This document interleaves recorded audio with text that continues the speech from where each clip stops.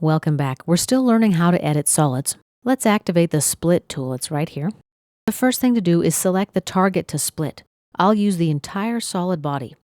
Next, we need to select the splitting tool. I'm going to select the XY plane from the browser. When I make the selection, a preview appears in the graphic area. Let's click OK to accept that.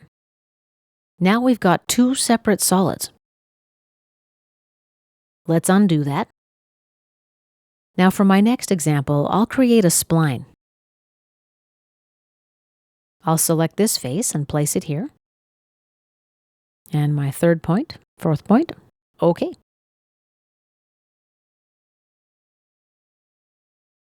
Let's just make some adjustments here. Let's click Stop Sketch now and activate the Split tool again. For my target, I will select this face and this face. Click on Split tool, and now make the selection of the Split tool, my spline of course. Let's accept the preview that we see in the graphic area. Now we've got two distinct solid bodies. I'm able to manipulate them independently. OK, and let's click Done. And this concludes our tutorial about using the Split tool in Inventor Fusion.